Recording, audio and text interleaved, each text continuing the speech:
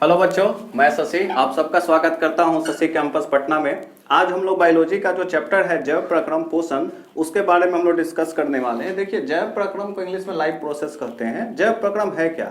हमारे शरीर में जो भी प्रक्रिया चलता है उन सारी प्रक्रियाओं को हम लोग जैव प्रक्रम कहते हैं। देखिए, हमने डिफिनेशन लिखा है, शरीर में होने वाली वे सारी क्रिया जिससे शरीर का अनुरक्षण का मतलब होता है मेंटेनेंस होता है, उसे हम लोग जैव प्रक्रम कहते हैं। अब ये जो मेंटेनेंस होता है, ये मेंटेनेंस का मतलब क्या हुआ कि जब कोई बच्चा छोटा से बड़ा होता है तो बड़ा होने में उसके विकास क्रम में वो सारा जो प्रोसेस होता है, उसकी वृद्धि के लिए जो पोषक तत्व की आवश्यकता होती है, अब वो जो पोषक तत्व है वो किससे मिलेगा? भोजन से मिलेगा। भोजन खाने से क्या होता है कि पोषण मिलता है। अब पोषण क्या होता है? देखिए, पोषण का डिफिनेशन हमने यहाँ लिखा है।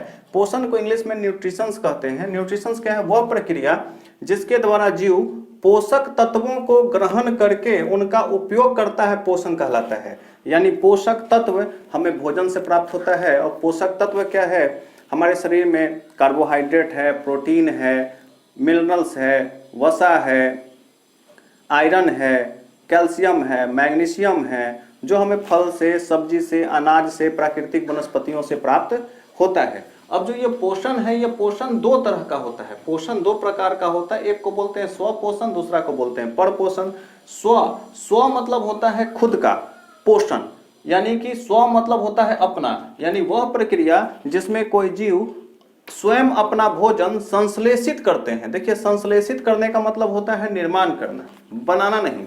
निर्माण करना और बनाना में अंतर है। निर्माण करना का मतलब हो गया कि जैसे कि चावल है, वो धान का फसल उसका निर्माण करता है। हम लोग चावल से भात बनाते हैं, हम लोग बनाते हैं, निर्माण नहीं करते हैं। जैसे आम, पेड़ आम बनाता है, हम लोग उसका उपभोग करते हैं, निर्माण नहीं कर सकते हैं। तो जो संश्लेषित का मतलब होता है निर्माण करना, यानी वह जीव जो अपने भोजन का स्वयं निर्माण करता है, भोजन के लिए अन्य जीवों पर निर्भर नहीं होता है, स्वपोषण कहलाता है। और जो जीव ऐसा करता है उसको हम लोग स्वपोषी कहते हैं। जैसे कि पेड़ पौधा है, इसके अलावा शैवाल भी है, इसके अलावा कुछ ऐसे जीवाणु भी होते हैं जो प्रकाश संश्लेषण की क्रिया करते हैं, लेकिन आपको फिलहाल पेड़ पौधा ही पढ़ना है। और आगे देखिए, दूसरा पर पोषण है। पर पोषण किसको कहते हैं? वह प्रक्रिया जिसमें जीव अपना भोजन स्वयं नहीं बनाते हैं, लेकिन अपने भोजन के लिए दूसरों पर आश्रित होते हैं, उसे हम लोग पर पोषण कहते हैं। और ये जो जैसे पर पोषण कहते हैं, और ऐसे जीव परपोषी कहलाते हैं, जैसे मनुष्य है, जीवाणु है, कवक है, इत्यादि है। मनुष्य अपना भोजन स्वयं नहीं बनाता है, हम लोग वनस्पतियों का भोजन लेते हैं और उसको स्वयं के लिए इस्तेमाल करते हैं। अब ये जो नीचे में लिखा हुआ है पर पोषण, ये पर पोषण भी 3 प्रकार का होता है। तो हम लोग आगे इसको बताएंगे अगले स्लाइड में। आप पहले इसका एक स्क्रीनशॉट ले लीजिए। और स्क्रीनशॉट,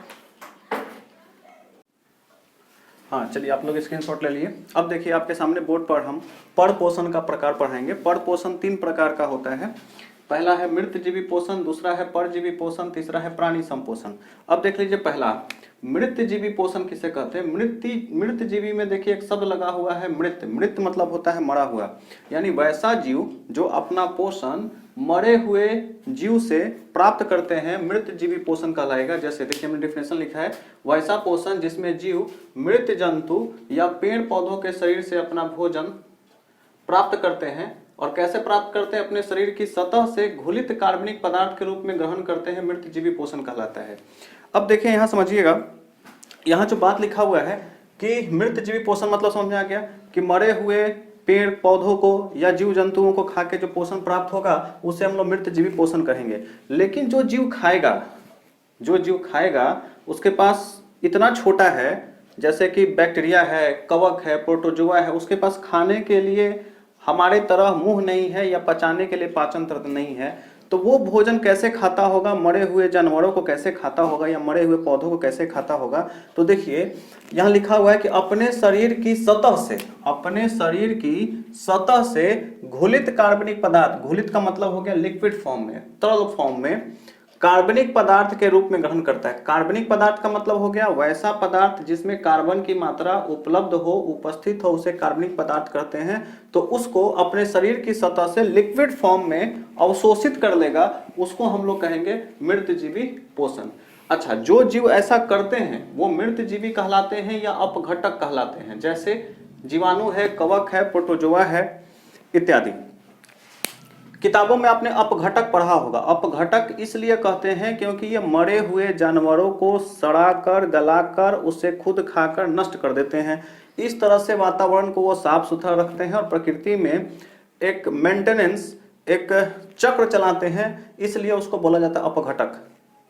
दूसरा आइए परजीवी पोषण। देखिए यहाँ लिखा हुआ है पर का मतलब होता है पराया या दूसरा, दूसरे जीव के शरीर के अंदर रहकर अस्थायी रूप से या अस्थायी रूप से रह करके भोजन प्राप्त करना, वैसा पोषण प्राप्त करना परजीवी पोषण कहलाता है।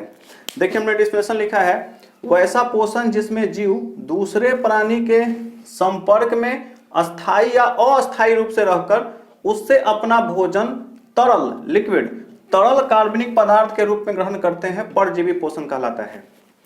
जैसे, और ऐसा करने वाले जो जीव होते हैं उसको परजीवी कहलाते हैं, जैसे है विषाणु है, कवक है, अमरबेल है इत्यादि। तो समझिए कि जो परजीवी होता है खुद अपना भोजन नहीं बनाता है, वो दूसरे के शरीर के अंदर रह करके उस शरीर से भोजन प्राप्त करता है। अब समझिएगा बात को कि जो जीव दूसरे के शरीर में रह करके भोजन प्राप्त करता है उसको परजीवी कहते हैं, और जिस शरीर के अंदर वो रहता है वो शरीर होस्ट कहलाता है, पोषी कहलाता है। जैसे हम लोग के यहाँ गेस्ट आते हैं, कोई गेस्ट आ रहे हैं, तो वो गेस्ट हमारे यहाँ आया तो हम उसके लिए होस्ट हो गए। तो जो शरीर है वो होस्ट है, जो जीव आता है वो परजीवी कहलाता है। यहाँ लिख दिए हम इस चीज को कि ऐसा करने वाले जीव परजीवी कहलाते हैं, और जिस जीव के शरीर में परजीवी अपना भोजन प्राप्त करते हैं वो पोषी कहलाते हैं। चलिए ये भी अब क्लियर हो चुका है आप लोग को। तो एग्जाम्पल में इसका देखिए, जीवाणु, कवक, अमरबेल। एक मनुष्य के अंदर टेप वर्म होता है, यह भी एक तरह का परजीवी है। अब ये टेप वर्म क्या होता है? टेप वर्म वातावरण में, धूल कण में भी होता है, जो सीधे हमारे शरीर से स्पर्श करके हमारी त्वचा के द्वारा होते हुए हमारे रक्त में प्रवेश कर जाता है, और रक्त के माध्यम से हमारे श्वास नली में, और श्वास नाली से हमारे वो आंत में आ जाता है। टेप वर्म हमारे आंत के अंदर रह करके हमारे आंतों को सूजन बढ़ाता है।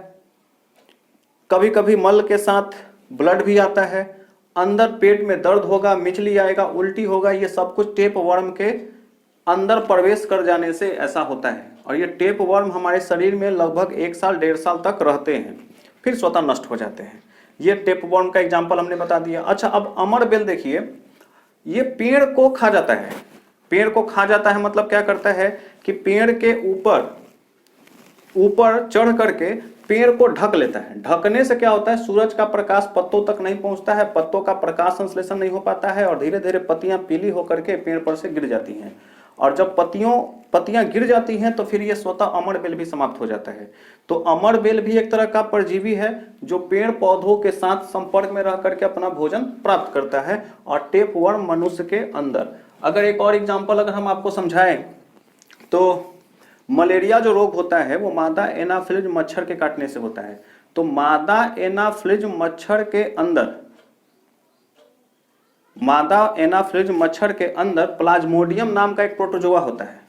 अब वो प्रोटोजोआ मच्छर के अंदर है। जब मादा मच्छर हमको काटती है तो वो काटने के बाद प्रोटोजोआ हमारे शरीर में प्रवेश कर जाता है और हमारे रक्त में मिल करके हमारे आरबीसी को इफेक्टेड करता है, और हम लोग मलेरिया रोग से प्रभावित हो जाते हैं। तो हम समझाना ये चाह रहे हैं आप लोगों को कि परजीवी स्वयं अपना अस्तित्व बचाने के लिए किसी शरीर में रहता है। जैसे प्लाज्मोडियम मच्छर मादा एनाफिलिज मच्छर के शरीर के अंदर रहता है, और वहां से फिर मनुष्य के शरीर में प्रवेश कर जाता है और फिर हमें बीमार कर देता है। अब आइए अगला, तीसरा है प्राणी संपोषण। प्राणी सम यानी प्राणी जिससे अपना पोषण करते हैं, प्राणी का जो पोषण करने का तरीका है वो प्राणी संपोषण कहलाता है। देखिए, वैसा पोषण जिसमें जीव अपना भोजन ठोस, यहाँ ध्यान दीजिएगा, ठोस भी है तरल भी है, ठोस और तरल दोनों रूप में भोजन ग्रहण करने की विधि। भोजन ग्रहण करने की विधि का मतलब हो गया कि खाने का जो प्रक्रिया है हमारा, और हमारे पास पाचन तंत्र है, तो हमारा जो पाचन तंत्र है तो वो पूरा भोजन ग्रहण करने की विधि द्वारा ग्रहण करते हैं, प्राणी संपोषण कहलाता है। और ऐसा करने वाले जो प्राणी हैं, ऐसा करने वाले जीव प्राणी समभोजी कहलाते हैं। जैसे मनुष्य है, मेढक है, कवक है। तो यहां देखिएगा, कि ये जो प्राणी संपोषण है इसमें मनुष्य भोजन को ठोस रूप में और तरल रूप में दोनों में ग्रहण करता है। प्राणी संपोषण मनुष्य करता है तो प्राणी संपोषण भी जो है वो 4 तरीका का है। इसमें मनुष्य का एग्जाम्पल ले ले तो मनुष्य शाकाहारी, मांसाहारी, सर्वाहारी तीनों तरह का होता है। तो प्राणी संपोषण में 4 तरह के जीव आते हैं। एक जीव जो शाकाहारी होता है, दूसरा मांसाहारी होता है, तीसरा सर्वाहारी होता है और चौथा अपमार्जक होता है। शाकाहारी आप लोग जानते हैं, हमने यहाँ लिख दिया शाकाहारी, सर्वाहारी, अपमार्जक और मांसाहारी, ये 4 तरह के होते हैं। शाकाहारी जो पेड़ पौधों को खा करके अपना पोषण प्राप्त करता है, मांसाहारी जो अन्य दूसरे जीव जंतुओं का शिकार करके मांस खा करके अपना पोषण प्राप्त करता है, मांसाहारी। सर्वाहारी जो शाकाहारी और मांसाहारी दोनों को खाता है और अपना पोषण प्राप्त करता है, वो सर्वाहारी होगा। अपमार्जक होता है वैसे जीव जो दूसरों के छोड़े हुए भोजन को खा करके जीवित रहते हैं, जैसे गीदड़ है, लकड़बग्घा है। ये सब शेर का खाया हुआ भोजन जब छूट जाता है, शेर छोड़ के चला जाता है, तो उस बचे हुए भोजन को वो खाता है। गिद्ध है, चील है, ये सब अपमार्जक है। अपमार्जक होने से क्या होता है, अपमार्जक लोग का बड़ा इंपॉर्टेंस है प्रकृति में। इन लोगों के होने से पर्यावरण संतुलित भी रहता है और संतुलित रहने के अलावा स्वच्छ भी रहता है। कैसे रहता है कि पेड़ ये जो है जानवरों को सड़ने से पहले ही समाप्त कर देते हैं, इससे पर्यावरण में पॉल्यूशन भी नहीं हो पाता है। तो आशा करते हैं कि ये आपको समझ में आया होगा वीडियो। और ये जो हम लोग पोषण जो भी हम समाप्त कर रहे हैं, अब इसके आगे हम लोग बायोलॉजी में पोषण दोनों तरीका से होगा। पेड़ पौधा भी पोषण करता है और मनुष्य भी पोषण करता है। तो आगे के वीडियो में हम पेड़ पौधों में पोषण कैसे होता है, यानी पेड़ पौधा प्रकाश संश्लेषण से करता है अपना पोषण, तो एक चैप्टर हम बनाएंगे जिसमें प्रकाश संश्लेषण होगा और दूसरा हम बनाएंगे जिसमें कि मनुष्य का पाचन तंत्र होगा। ये दोनों परीक्षा के दृष्टिकोण से काफी महत्वपूर्ण है। और पिछले वर्ष तो आप देखिएगा कि प्रकाश संश्लेषण से एक सवाल भी 5 नंबर का आपको पूछा है। तो आप पहले इसका एक स्क्रीनशॉट ले लीजिए और यूं ही हमारा वीडियो को इसी तरह से प्यार देते रहिए, देखते रहिए। स्क्रीनशॉट ले लीजिए।